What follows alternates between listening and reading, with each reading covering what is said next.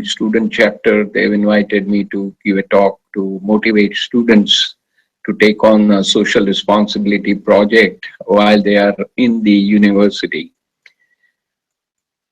Now, social responsibility is captured in terms of managing profit, planet, and people. That's three P's. In other words, the economic prosperity, environmental stewardship, and social responsibility all needs to be managed so that there is a maximum benefit in terms of utilizing the scarce resources on the Mother Earth. Now, fortunately, there are international standards for economic activity, ISO 9001 standard, for environmental, ISO 14001 standard, and for social responsibility, there is the ISO 26000 standard to which organizations can get certification. Third one is a guidance standard for social responsibility at this time. Now we will begin with the profit part.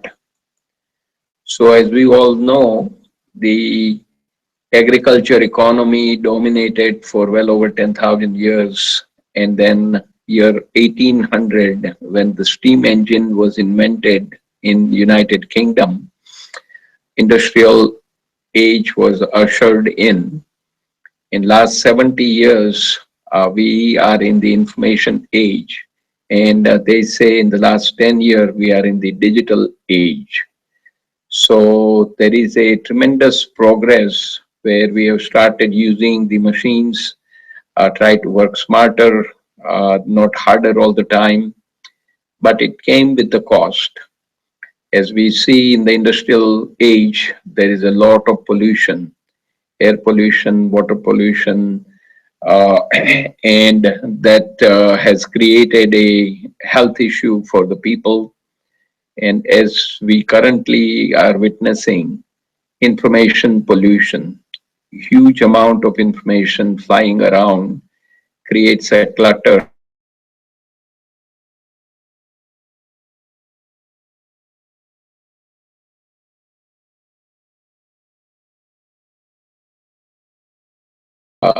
Trinity, we need to understand that the organizations have scarce resources. By following the standard, which is ISO 9001, organizations can optimize the resources and take care of the people who are working and try to take care of their livelihoods. Now we'll shift our attention to the next item, which is planet.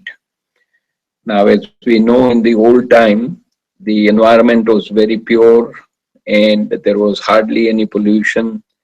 Now the pollution has taken over, and we are at a point where there is a greenhouse effects, ozone layer is shrinking,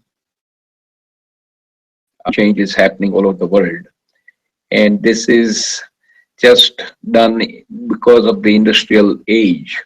There is a tremendous amount of negative activities happening in the environment. Here in the city of Los Angeles in the early 70s, there was a problem. The entire city during the day will be covered with smog. They had to enact some special laws to limit the pollution from the automobiles. And now Los Angeles is not the same. It has been cleaned up. So we are capable of managing the environment once we decide that is an important thing. Now shifting to some specific information related to the India scene, in year 2012, we were visiting northern part of India. We started following Ganges in Rishikesh in Uttarakhand. Then we came to Allahabad, where the river Ganges was highly polluted. And when we arrived in Varanasi, there you can see on the left side, there is a tremendous amount of floral waste floating on the river Ganges on all the ghats, and there are 84 ghats in Varanasi. On the right side, you can see it's not only people, but the buffaloes are also taking bath in the river Ganges. And this is one of the most sacred river in India, and it's polluted beyond imagination, and it's getting worse by the day.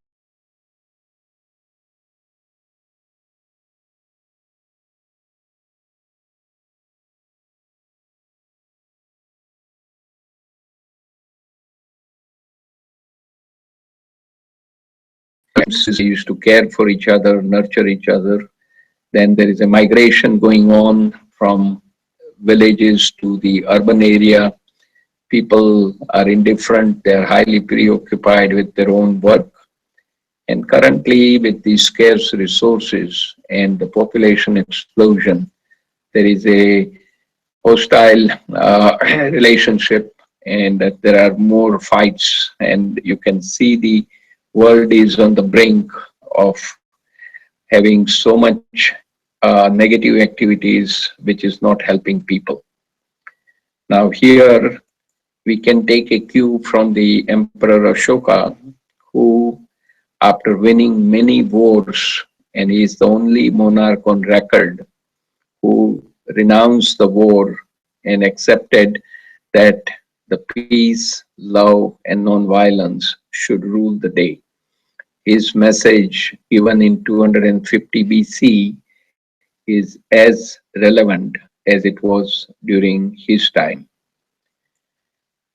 Here is one sample from a success story in Hiware Bazaar in Ahmednagar district of Maharashtra, where the village in 1995 had a lot of difficulties. So they focused on rainwater harvesting. Then they tackled the issue of health and hygiene. They also addressed the issue of education. And as a result, there are only 3 families below poverty line. 168 are millionaires living in that village. Number of wells have tripled, and per capita income mushroomed 300%, 300-fold, and then milk production went up. Now, this change is sustainable, and it's shown by this village that they do not have any need for a doctor. Everybody lives healthy lifestyle, and they generally don't even allow an automobile to come inside the village, and they are rather self-sufficient. So this is a great example that when you focus on the environment and economic activity and take care of your people, there is a great balance which comes together, and people can live very healthy lifestyle and enjoy the life. One quick slide on the corporate social responsibility best practices. Here, GE, the conglomerate, they have a corporate citizenship as a good management practice, adding value to both customers and all the shareholders. IBM has a very clear focus on supply chain social responsibility, and they hold themselves and their suppliers accountable to high standards of behavior with respect to social responsibility. P&G, Procter & Gamble, has a new vision for environmental sustainability, including 100% renewable energy powering their plants, zero consumer or environmental waste going to landfills, and products made from 100% renewable called Patagonia, which produces outdoor gears. Their products are produced under safe, fair, legal, and humane working conditions. Starbucks Coffee is committed to offering high quality, ethically sourced, fair trade, and responsibly produced products. And in India scene, Tata Group, a wide range of programs in skill development, livelihoods, education, health and nutrition, biodiversity, and disaster relief. And as far as I know, Tata Group is the only company in the world where two-thirds of their net profits are plowed back for social responsibility. And this is a benchmark for the world to emulate. We'll stop the presentation here, and I'm stopping the